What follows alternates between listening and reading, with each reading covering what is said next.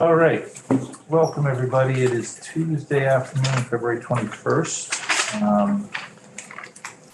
We are here for an afternoon of bill introductions. We're going to knock off 4 of them here and 3 of them after a break, which is good because we've got 4 today, I think. So with us today is Representative Emma Mulvaney-Stanek from Burlington. She has a handful of bills and I guess some slides to go along with them. So we're going to just zip around. You may know us all, but it's the first time this year. I think you've been with us. So Representative Tom Stevens from Waterbury. Representative Saudia Lamont from Morristown. Joe Parsons, Newbury, Thompson, and Groton. Emily Krasnow, South Burlington. Ashley Bartley, Fairfax, New York. Dennis Labounty, Caledonia 3. Larry Labor, Essex, Orleans 1. Mary Howard, Rutland District 6. Robin Chestnut Tangerman, Middletown Springs. And I suspect we'll see perhaps at some point Representative James, Representative Burrows, and Elder is just to your right. Welcome. Thank you so much for having me. Well, for your record, I'm Representative Emma Mulvaney-Stanek. I represent Chittenden 17, and I'm a member of the House Commerce and Economic Development Committee just down the hall. Actually, last time I was sitting in the chair, this was corrections, so this feels like a very different vibe. So I appreciate the time to be here and walk you through 4 labor bills that are on your wall. And I did my best to also, I want to start with just a very brief context because I think the 4 of them really play well together with the economic times that we're living in. But I also have been through many bill walkthroughs before with other legislators. So I have slides for you so we can just know who's on first and what bill I'm on and sort of the main takeaways because I'm going to try to stay on the high level. But of course, I'll pause after each bill if you have any questions about them, if that works for the committee. Yeah? I think visuals are good for multiple learners. So here we go. All right, screen sharing. Let's make sure. This is, despite living through a pandemic and living through screen sharing, always gives me some unnecessary anxiety about making sure this is viewed the right way. So let me do this is a slideshow. All right. Now it looks fancy too, so that's even better, right? Okay. So the 4 bills I'll be speaking to in this order today is H116, H218, H219, and H196. And they're all labor-related bills that, when brought together, I think do quite an important piece of increasing the economic security and the economic well-being of Vermont workers. So this larger context I was hoping to provide for you. So as I was looking at drafting these bills and other policy for this biennium, I've been really reflecting on, and as you know, House Commerce looks at workforce development as one of our policy areas of jurisdiction, looking at the pieces of information coming back as we are moving into recovering from the pandemic, at least economically. And some of these things I've kept in mind where low wages have increased because they've been forced to, as low wage workers are harder to find to go into professions. But real wages, as Tom Cavett, our state economist, will remind us, are actually falling behind due to inflation, the supply chain, various issues that are costing folks more to spend out with their household incomes. Also, we had a lot of historic pandemic recovery that was happening for folks economically, ranging from stimulus checks to paycheck relief, et cetera. But they're all temporary and now starting to end. And so we're coming off of that cycle where sort of our question comes to us of how are we going to support folks as we return to sort of the normal ways of, at least of our economy, working for people or not working for people. We have a decline in workforce participation, and we're really struggling with that in House Commerce to figure out how to bring people back into the workforce. But this rate is the lowest since 1996. It's slowly, incrementally increasing, but we have a serious issue of encouraging and incentivizing people to return to the workforce in a higher rate. I don't have to tell this committee about the housing crisis. I mean, this is what you've probably been swimming in or will be soon enough. And sadly, there are more Vermonters are homeless today than before the pandemic. And if you look at the rate of rent, if you look at what people are paying for their household income, it's well over about half of Vermonters are paying well over the 30% rate that defines affordable housing towards their housing costs. you probably also talk about livable wage in here. I know that that's a metric that I think there's even a bill on your wall about looking at the livable wage metric. But based on our current numbers, 10% of workers earn less than the livable wage in 2021. And most workers make less than the livable wage needed to live in the rural part of Vermont if you have one child and you're a single wage earner. I just want to repeat that one. Most workers make less than that livable wage figure. So if we're thinking about rural economy, we're thinking about rural workers, and you're a single person raising even just one kid, it's virtually impossible to be making your ends meet with one full-time job. And that has been a chronic issue for decades, of course. The last 2 points I just want to mention about setting the context is that your identity compounds this issue of economic inequality. Meaning if you're a woman, if you're an gender nonconforming, if you are a Black, brown, indigenous person, person with a disability, it compounds the realities that you're facing around having economic security and actually finding a job that pays a livable wage, being successful in that job, and not facing the multiple barriers that many of these folks face around the isms, if you will, the racism, homophobia, et cetera, that are facing folks in their workplaces. And finally, specifically to women, job losses hit women more than men. In 2020, in terms of trying to return to the workforce, more women than men had to leave the workforce when the pandemic hit early on for largely caretaking duties, and they've been much slower to return to the workforce. So as we look at the different segments of our workforce in general, when we think about targeting strategic policy to support women in particular, we have some options on the table that I think we should be considering where we are today. This thing. Okay. And so thinking about like these strategies, thinking about how to really be strategic about the different economic policy we have, in this case, these labor policies before you, we need to be thinking strategically around how to support worker recruitment and retention, both workers in our state and those we want to attract to our state. And how are we going to fill these critical occupations? And so these are kind of, again, big umbrellas of how I think these 4 bills fall under. We also need to address the challenges facing working parents. We have a large childcare crisis, but people are not able to return to the workforce because of these larger pieces. And so we have to be thinking about multifaceted, not just siloed policies of just paid family leave or childcare, but also wage policy and the kind of working conditions we're asking people to return to or not. But to be strategic on the current infrastructure and construction growth underway and leverage our public dollars in a smart way that reflect our values of what kind of jobs do we want public dollars to be funding. And that gets into the prevailing wage bill that I will talk about in a minute. And acknowledge and redressing the systemic issues of bias against women, people of the global majority, which is a phrase I'm using more than BIPOC or people of color these days, immigrants, LGBTQIA folks in the workforce. And knowing that just because we have job discrimination protections or whistleblower protections does not mean that that is the reality out there in the workforce when folks are in an at-will state where you have limited job protections. And unless you know all of the legalities of a job discrimination claim, you have limited ability to kind of really advance and protect your own rights. And finally, strengthening workers' rights and protections in the workplace. So there are some real possibilities to explore in these bills. So reliable work schedules, easier access to unions, to organize a union, and leveraging, again, that prevailing wage idea. So let's get into it. So the first bill I want to just cover is H116. These are my titles. As you know, we get limited options under the rules of the House and the Senate. So if I could title it, it would be improve the wage transparency and strengthen the Equal Pay Act. And also consider adding reliable work schedules for folks who are workers in the state of Vermont and requiring employment expenses to be reimbursed to workers. So those are the 4 main ideas within this bill. And folks who were here last biennium will know that these were up on your wall last year as well. So the needs specifically around 116. So you all are probably familiar with the wage gap for women and people of the global majority. But Vermont women are paid 84 cents, and this is my stats from last year, so these are probably not that different from now. But the Vermont women are paid 84 cents to every dollar paid to a man for full-time work today.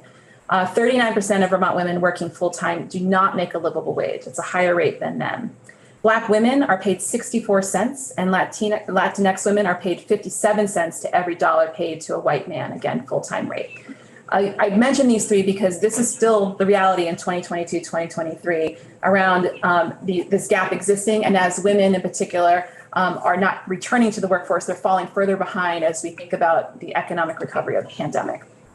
And then shifting to work schedules, so nationally, because I don't have this data for Vermont, 17% of workforce, or workers, I should say, experience irregular shift schedules, meaning an unreliable work schedule where things get canceled, things get changed. It's the unpredictable nature of that employment. And most of these workers who experience those irregular shift schedules are earning less than $40,000 a year. So again, if we're going to think about policy that targets real working folks who are low to moderate income folks, there are policies like reliable work schedules that would really make a difference for folks. And I'll get into it just briefly in a minute.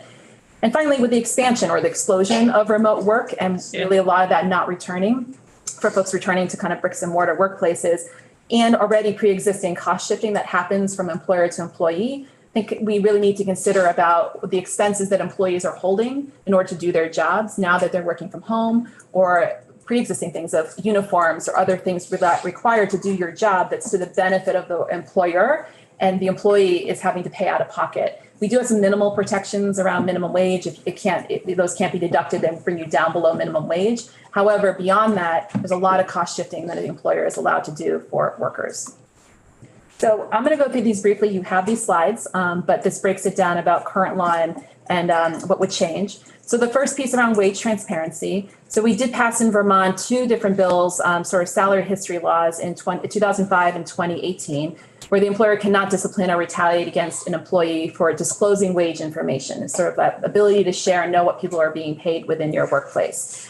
An employer can't seek the wage history for a prospective employee under current law, but if an employee volunteers that information, the employer is not precluded from using that in making a job offer. So if I am feeling like I want to be bold in my job interview and I say, I made $30,000 in my last job, I've disclosed that, and there's nothing that precludes the employer from being able to lowball me perhaps on what they offer me if they offer me the job. So these proposed changes will require that all employers disclose the wage and salary for all jobs. And I include ranges there because sometimes, including the state of Vermont, right, you can come in, but you don't know that you have a range of possibility to be hired at, right? Sometimes it just says this job pays $40,000 instead of we can actually pay you somewhere between $40,000 and $60,000. So that transparency piece for prospective employees and current employees. It would also prohibit the employer from disclosing current or former employees' compensation history without the employee's express permission, except where that information is publicly available, of course. And also prohibit an employer from using the known compensation information in a negative way. So that piece I mentioned where if I volunteered it, that couldn't be used against me when I was trying to negotiate my salary. If I said I made $30,000, but I'm worth 50, here's my piece, the employer couldn't use that to lowball me in the hiring process. There are several. I'll go into this a little bit more, but there are several places in the country that already have wage transparency pieces, including the state of Colorado. So there's precedent, and I think also there are cities starting to do this as well. It provides more information for employees to be able to really leverage and do the research, not only for them individually for themselves, but those wage gaps I mentioned before around women and people of the global majority really being able to be empowered to really start to meaningfully close that pay gap. This is one of the most tangible things we can be considering to allow folks to really both look for jobs that pay well and not waste their time, frankly, in jobs that are paying low wages, right? But also be able to go in and really negotiate and determine what kind of job that they want to be applying for. All right. So this is just a brief piece. I'm sure you struggle in this committee like we do in all committees around data collection, right? It's hard to make policy when we don't have actual information on the kind of workers out there. What are people making in this case? How does it break down based on demographics? And so there's an idea in this bill to require the Department of Labor to start to collect this information so that we're better able to make this policy decisions, frankly. Right now, we default often to national data that we have to aggregate and sort of guesstimate what would apply for here in Vermont, but that we have an opportunity to do better. And so this bill proposes having employers with 10 or more employees submit annual salary compensation information by gender and race to at least start us moving in the right direction and make sure that's public. So again, it would allow, so you don't have to hunt and peck and search individually. You can get a general idea about how women are doing in terms of wages and salary and how people of the global majority are doing, and get an idea of a sector as a sort of trends in a sector. So equal pay, believe it or not, was passed over 20 years ago in the state of Vermont. And while it was, I'm sure Carrie would say, a cutting edge at the time, it's been 20 years. We have different terms, we have different understandings of identities, we have more information about, again, how identities, especially if you hold multiple identities, compound issues like wage and inequity. So current law prohibits employers from discriminating against employees on the basis of sex. This is an old identity kind of categorization of how people identify based on gender. Employers must pay equal wages to all the employees, regardless of their sex, who are performing equal work while working in similar working conditions. And of course, under Vermont law, there's also job discrimination or wage discrimination protection. So there's like two tracks. If you're able to have an equal pay claim and a job description claim, and you are a woman, you have two legal options available to you. And that job description claim has 13 categories, 12 other categories, 13 total. But that process is different than an equal pay claim. An equal pay claim allows you some additional steps, some additional options, which I can get into if people are interested. But this proposed change in this bill would add race and gender identity, very specifically and consciously, to these protected categories to expand the ability for people to access the second legal option of an equal pay claim. And of course, there's other categories like disability, et cetera, to be considered, at least starting to move us towards what we really want to reflect back to the protections of folks, no matter what identities you hold. It's an opportunity to think more expansively under our current equal pay law. California has added race to its equal pay law. And so again, there's other folks starting to move in this direction. All right, reliable work schedules. So this one's incredibly important for folks who do shift work. So people in retail and service industry, perhaps people on this table have worked this in these sectors before. But right now, there is no requirement to provide folks a reliable work schedule with any certain notice, any time, notifications, et cetera, which if you can imagine working two jobs, having children, trying to find reliable childcare, doing all of those juggling acts that people do in order to cobble together multiple jobs, going back to my livable wage point, there's many Vermonters doing this, right? And the reality that employers don't have to provide a steady and expected work schedule, at least notice of what it will be, makes it very hard to plan. And so this bill would propose that employers would be required to post a reliable work schedule. Sorry, just a little typo in there. No later than 14 days before that shift began. And then if for something happens, there's suggestions, it's a short form bill, but suggestions on what are those circumstances and what happens if that schedule has to change. With all the ups and downs of businesses and staffing and whatnot, sometimes stores literally close and then that hourly worker is out of work, even though they were scheduled for 8 hours, or a shift at a restaurant, they send people home early. Those people don't have to get paid. So usually don't get paid when that shift changes. So this starts to really wrap around the ideas of more reliability and more rules around what happens when someone schedule changes, which is no fault to the employee. And of course, in those sectors, again, I don't have to probably reiterate this, but mostly women and people of the golden majority are disproportionately in those sectors that have those unreliable work schedules right now. So reimbursement for work expenses, this idea actually came originally from a constituent when I was first elected in the height of the pandemic, because she became a remote worker and her employer was not reimbursing her for anything, including the computer, the internet, anything that she needed to do for her remote work. And that job never went back into the office. So she continues to have to, upfit all the expenses to be able to do her job, because there is no requirement in the state of Vermont that an employer reimburse an employee for the cost of being able to do their job. And so, as I mentioned before, it goes beyond remote work, but I mention remote work because we're not going backwards. I don't think we're going to see this trend. It's not a trend anymore. I think it's a permanent reality for a lot of workers.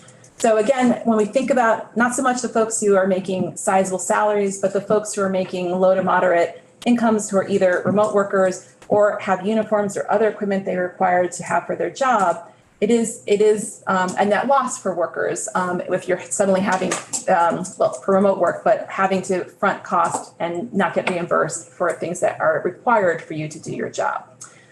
Some things to think about for other states. There's a number of other states. I think there's about a half a dozen or so who currently have laws, and this is before the pandemic, for home office expenses. And that ranges from California to Iowa to Montana to New Hampshire, our neighbor. So this has been on the books in certain states. They've been thinking about this long before the pandemic for something to be considered. Okay. That was the first one. questions before we go into the Vermont PRO Act? I don't see any right now. There will be a quiz at the end. It'll be in your inboxes. Okay. So H219, again, my own, if I were able to title this bill, would be called the Vermont PRO Act. And so for folks who might know, actually 2 years ago now, 2021, there was an effort on the federal level to have a federal PRO Act, which is protecting the right to organize. An idea being, how do we continue to make the process of organizing unions more accessible and more protected for workers, especially with the uptick of so many creative organizing efforts happening at Starbucks and Amazon, among many other places, to be able to really move people into a place where they're more protected in that process. So here's the need on this one. Again, this is a short form bill, so there's several ideas sort of peppered throughout this. So not just the actual technical union process, but I'll get to that on bullet 3. But we want to start first by naming the fact that domestic and agricultural workers in the state of Vermont, well, everywhere, are not covered under federal law. So they don't have a legal ability to organize a union now, to do collective bargaining. They also are exempted from, and again, back to Vermont, minimum wage, workers' compensation, unemployment. These are two sectors which, especially as trends have changed over time here in Vermont, have become, again, more dominated with people of the global majority, folks who are immigrants, migrant workers, et cetera, women. So these are carve-outs that have long, frankly, been created inequities and are injustice, in my opinion, for folks based on these sectors. So what this bill would propose, because federal law is silent, would allow workers to organize under the state's collective bargaining law. New York State did this for domestic and agricultural workers. So this would be giving these folks even the legal option to be treated like other workers in other sectors we have in Vermont. In the article in these times, just from last month, 60 million workers would join a union. They were surveyed, or they did a study, I think, right, Liz? 60 million workers would join a union if they could, but only 14.3 million workers are actually in organized workplaces. So there is a general growing interest, right, of be able to have a democratic workplace where there is a more equality within the power dynamics between employer and worker, to be able to actually bargain for your wages, to bargain for benefits, to actually think about workplace protections, to have due process in your workplace. And if you have access to a union, those are all usually afforded to you if the union's not brand new. But that is not something that's available to most Vermonters because our unionization rate is at 13.4%. So most Vermonters are working without the protections of a union in their workplaces. The current union process, which is, again, something most of you probably know, but right now for public sector, it's a two-step process. It's actually the same for private sector, but it's a two-step process, meaning and I used to be a union organizer, so you would go around and get initial interest on cards or a petition. You would file it with the Vermont Labor Board for public sector unions here, or organizing at least here, and then you wait. And you wait, and you wait for the election to be scheduled, and you wait for unit determinations and all these legal steps that an employer can invoke around questioning who's in this bargaining unit you propose. And then eventually you get to an election. But what happens in this two-step process, it's like a two-step verification process, is that a lot of things can happen with the employer-employee, right? Those employees are going back to work every day while they're waiting for their legal right to be able to do the second step of the process. And it creates time to be intimidated, to retaliate against. And I saw that even in the public sector of education, where suddenly you would lose votes because people had one too many meetings with management who either promised them the moon and the stars, which I have to say never played out, or they started getting questions about why would you possibly that we can treat you better, the union, and they would say all these different things, right? So even though people verified in step one that they did indeed want a union, by step two, that those votes to support a union can really start to whittle away. So what you'll see in this bill is a proposal to make it a more simplified process, be one-step shopping, basically, like one step to affirm that the workers on the first step knew what they were saying, trust the workers, and allow them to move forward to organize their union rather than two steps. And then finally, the last piece in here, and I'll be brief on the third bill because it goes into more detail on this concept, but it would change Vermont from being an at-will employment state to one with good cause termination rights for workers and discipline for that matter. So most unions have this in a good union would have due process in their contract. And so we would be extending that due process right to all workers, regardless of whether they have access to a union or not. And I think that's important because there aren't going to be unions overnight, even if this bill passed. And so being able to think about that, 75% of workers in the state of Vermont who don't have access to a union right now, thinking about how we can create more job security for those folks is really important. So current law, as I started to summarize for you, and then the PRO Act in this short form talks about simplifying the union process for public sector workers, making it more difficult for employers to prevent them from retaliating against workers for organizing. So by ending the at-will employment piece, which is the good cause termination rights, preventing workers from being disciplined for exercising their free speech rights by not attending. And it's not just anti-union meetings; these are called captive audience meetings often, right? But it's also hearing the politics of your employer, hearing the religious agenda of your employer, et cetera. So it would protect the ability for employees to be able to not have to sit through those meetings, whatever that agenda might be, because they could exercise under their free speech rights that ability to opt out. And then finally, expanding the collective bargaining rights to farm and domestic workers.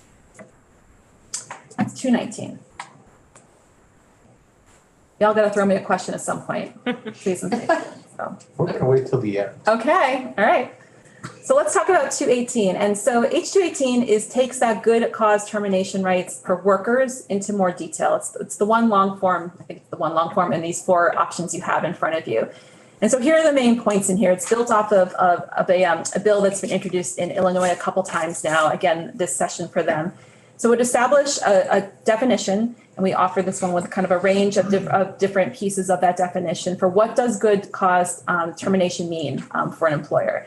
And it ranges from defining what fair and objective investigation means if someone is, about to be fired is what we're talking about, right? So it defines what that investigation needs to be, that it needs to be fair and objective.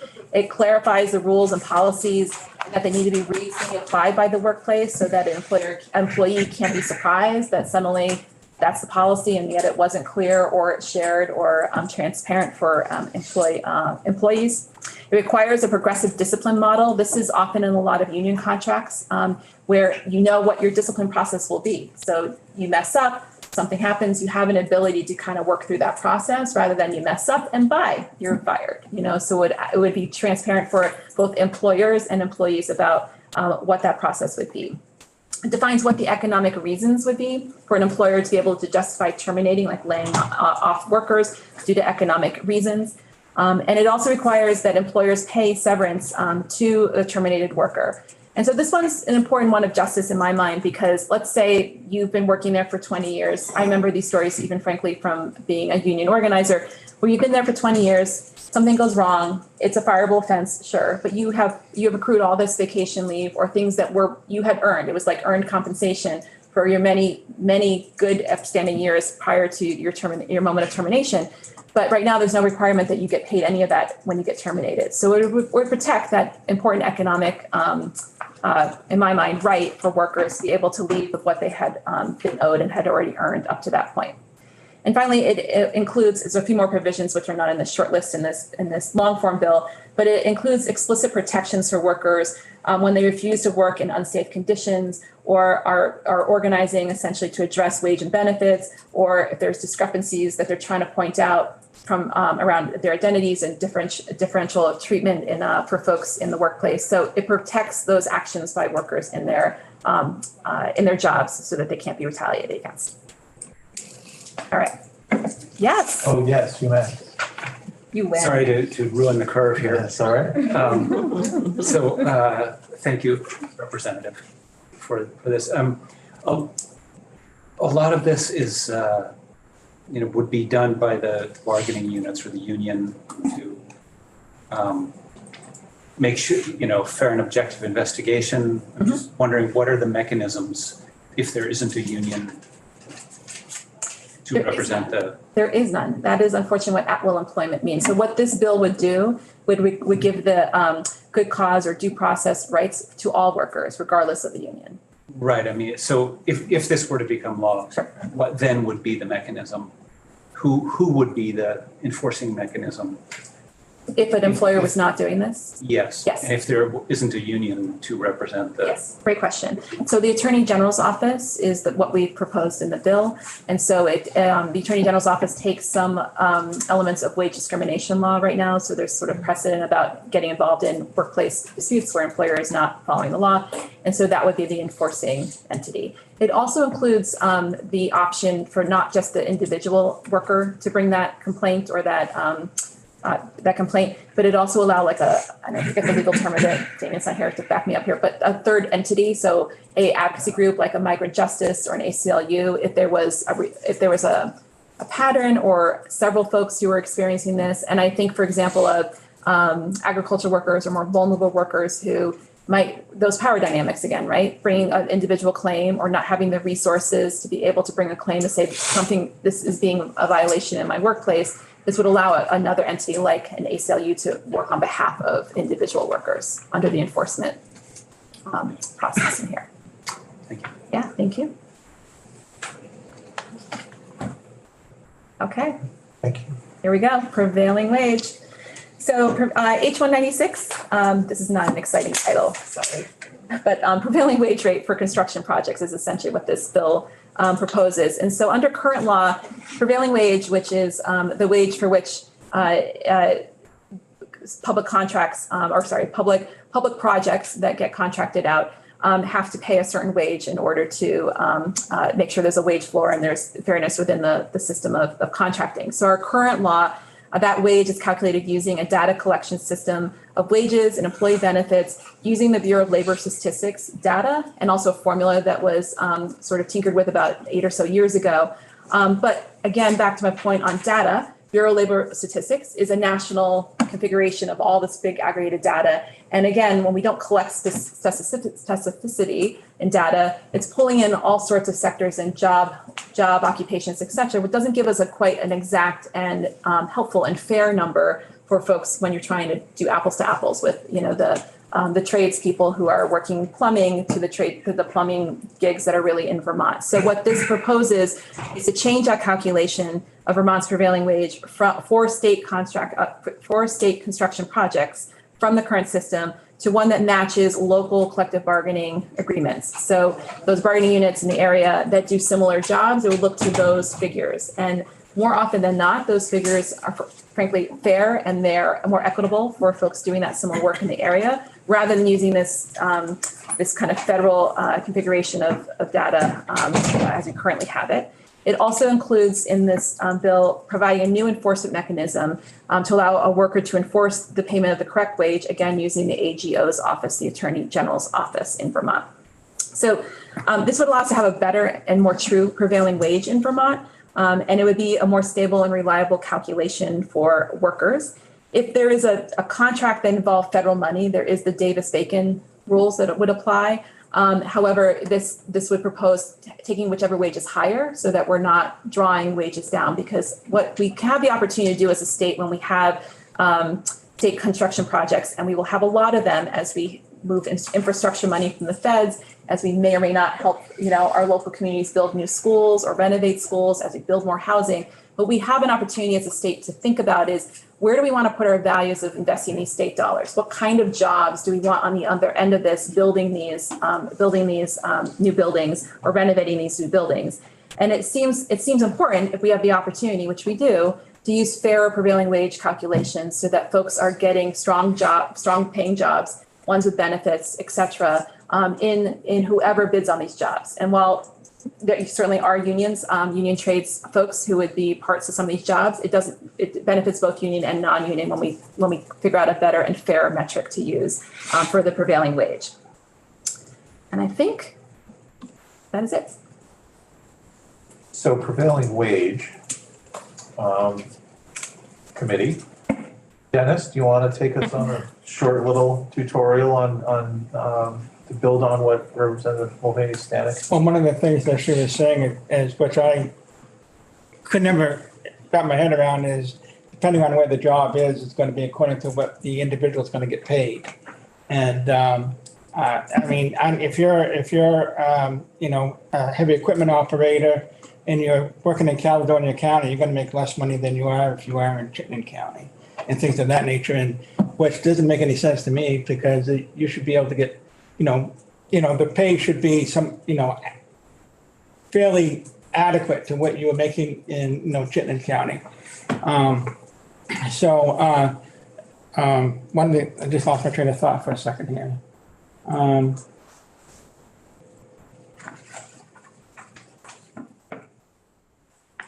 Oh, yeah, and getting on, being able to have a bidding system where, some projects were just awarded to contractors instead of having a bidding system. And that also took out a lot of opportunity for unionized contractors to get these jobs. One of the things, the other thing too, is being a responsible contractor. You're paying your unemployment insurance. You're paying your workers' comp insurance, things of that nature. So it's hard for a responsible contractor to be able to bid against those that don't have those benefits that they're paying on. Those are state-funded dollars, and the wages, given the pandemic, given not only inflation of the minimum wage, this is not the minimum wage, this is not the livable wage, this is just the prevailing wage for a particular job in a particular area.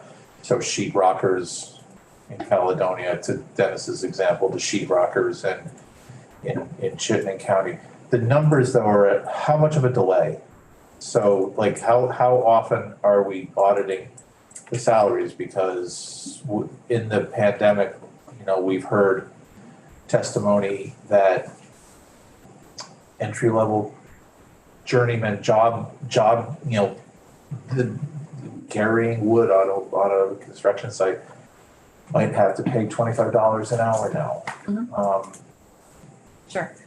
Well, this would be tied to local collective bargaining agreements. So either in the Northeast Kingdom or in somewhere else in Vermont, like the closest region, if there's not one literally in that region. So collective bargaining agreements are frankly much current than any Bureau of Labor Statistics figures we can configure, because contracts are either actively being bargained or are settled for multiple years. And so it's the point here is to really get more local numbers of what other tradespeople are already doing in terms of the wages that they're earning under those collective bargaining agreements. So those are figures that I imagine can be annually audited, much like we do with the Department of Labor, of other points of data from employers, but we can also pull that in for the collective bargaining agreement. And I'm sure David mentioned other things too that I'm missing out on the process. But to me, it's like it's more current, because if things, just again thinking back to when I was a union organizer, and if there needs to be a reopening of a contract because wages have fallen so far behind, that can be a reopener for a contract sometimes if both sides agree, right? So it's not like contracts are set in stone permanently. There are opportunities sometimes when benefits change or health insurance changes, et cetera, where both sides reopen to re-bargain a particular set of terms to respond to the changes in the economy or changes in health insurance plans or whatever it might be. So are these minimum wages? They essentially are, because it would be they have to pay at least the prevailing wage. So essentially it is for these kind of jobs, for public construction jobs, for the occupations that are being done for these, I should say, public construction contracts. Right, with state dollars. State dollars, our dollars. Davis-Bacon, when it's a federal job, Yes. it's a Davis-Bacon prevailing wage. Right, unless the local collective bargaining amount is higher. Right. Yep, it's whichever one is higher. Representative Eldon? No, I was gonna make the same observation. It is basically Davis-Bacon for state money. Effectively, it creates I was just pulling up like the Davis-Bacon for Addison County right now, and most of, the roles you're referring to are all, spelled out pretty explicitly. And so you'd have something comparable, presumably. Yeah, except with the one piece is just, this is about how we calculate it. So I don't even know how, I'm sure that the federal number the formula that they use for Davis-Bacon is a whole aggregate of regional and national data and whatnot. And so the state prevailing wage would start first with the local collective bargaining agreements here in Vermont, or as close to Vermont as possible. doing the plumber jobs, the sheetrockers, the plumbers, et cetera. And we'd start there. And if it's a job, it's a contract that also has a federal component of it or fully federal, then Davis-Bacon would apply unless the local Vermont prevailing wage figure was higher. And I just have a follow-up to that, which is that Davis-Bacon, I think in some cases is notoriously unwieldy, for accounting departments, and adds a lot of costs. So you're sort of like, we're getting the federal dollars, it's great, but God, we got to do Davis-Bacon. And so I would just point that out as like, hopefully if we undertook this and did it as a state, we can find a way to not spend quite so many of our state dollars on new administration, just because it is something that is a risk. I think anytime you're kind of overlaying this, and of course, it's a worthy goal behind it, but it's also real percentages of the dollars that are going towards the task that you're trying to get will, ultimately get eaten up that way. And I would say Davis-Bacon is not a program to aspire to in a number of levels. And not that you're saying that, it's just that I'm hearing the parallels. And so hopefully we could do a better job of it. Well, one interesting thing, at the most, we don't require project labor agreements in this state yet, but the thing we got closest to was the bridges from Addison County over to New York, right? And so that was required to have a project labor agreement, which involved prevailing wages, and many of them involved probably Davis-Bacon. And I think that argument about this, I'm surmising, it costs more and we have to be stewards of the public dollar, et cetera. That came in not only at budget or under budget and on time. And so there's a lot of studies that have been put out there on the assumption that it costs more money because you're using a higher prevailing wage or a wage that's, more of a higher prevailing wage, that minimum floor. It's not necessarily always the case. And I think going back to, again, the values-based piece of where we want to invest public dollars, I want Vermont workers who are tradespeople to be having good paying jobs that pay good benefits, that have a dignified retirement at the end of their journey, if you will, because those folks are going to pay those, spend those local dollars on a local economy, and that's the kind of money investment for public dollars. So to me, the private sector can do the private sector's thing, but for me, when we have an opportunity to leverage and kind of change the conversation with employers and set the standard, I think we should in every case that we can. Representative Lavalley. Thank you. In this bill, is there a threshold, like you're using public dollars, is there a threshold on a bid, like anything 500,000 or above, it's going to go to prevailing wage, or it could be any amount? That's a good question. I'd have to get back to you on that one. Okay. I left my bag, so I don't have the bill right in front of me, so I can get back to you on that. The other thing too about, when you said about prevailing wage and making these, jobs, worthwhile to pursue is when you're looking at our high school kids, not everybody is a college graduate. So, and, with the construction trades, the average age is like 55, 56 years old. And so I think if we can show them that, this is a dignified job, it's good pay, good benefits, then, that would also help our children to stay in Vermont too. Yep. And back to that, one of those first points I made is, over down the hall in Commerce, we're constantly trying to figure out how do we retain workers here, how do we recruit workers here.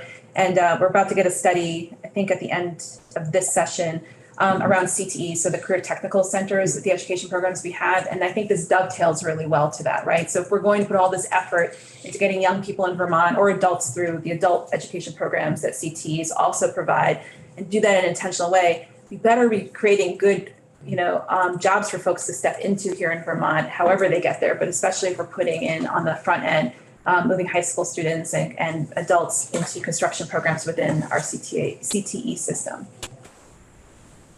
You represent Justin Tender. Just out of curiosity, if I'm remembering correctly, something like 13% of workers in Vermont belong to unions? Yes, 13 point, it was on one of my slides there. Yeah. Number of those, Listening. 13.4. I know. In the room. It's on the quiz, yeah. And a number of those unions are, educators and things like that. And I'm wondering if there are enough local units around the state to actually have good data? For this prevailing, that's a good question.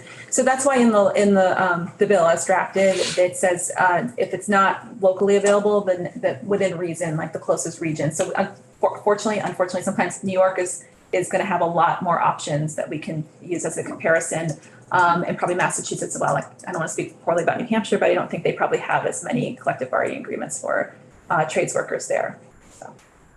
So there's a regional option there. Canada, do we have to pay in Canadian dollars? No, I don't know about that international. Maybe. I'm also this is not a question, but I'm remembering, halfway remembering, I think it was a bill for veggie. We're working on that literally this moment. So when I go back down the hall, we're going to be debating. And veggie was exempting itself from paying Davis-Bacon wages Okay. in economically depressed areas. Well, what veggie would do, right now, there's, it's funny, H10 if you want to follow along the fun down the hall, but H10 is actually going to consider getting rid of what were labor market area exemptions, if you will, or exceptions that allowed lower wage thresholds. So the veggie is the Vermont economic growth incentive for the state of Vermont. And so it's grants to businesses that meet the criteria to help grow, in theory, good jobs, right? That have a wage standard, similar idea of around prevailing wage, a livable wage, I forget the calculation, it's a percentage of minimum wage technically, and provide benefits and a whole list of other things. But they were carve outs. So there was a carve out for rurally or economically depressed areas. Those are those labor market area pieces, or green jobs. And so in my mind, that actually has weakened what I think, again, state dollars through the veggie program, which are grants. They don't even come back. They're not loans, and we're not getting any equity in the investment of these grants to these businesses. But there are those carve outs. So we're actually debating about whether those should stay in or not in the veggie program within H10 right now. Good. Right now. Timely comment. Yes, very timely. One more question, and then we're going to take a break, but can you give us a quick primer on the differences between at will, just cause, and right to work? Yes, we can dust off my union brain. And you have experts in this room too who would be more than happy to offer that too. I just want to, we have this idea that jobs are protected in some way, shape, or form. We just finished a bill that talked about job protection for serious injury. But in essence, an at-will state. Right.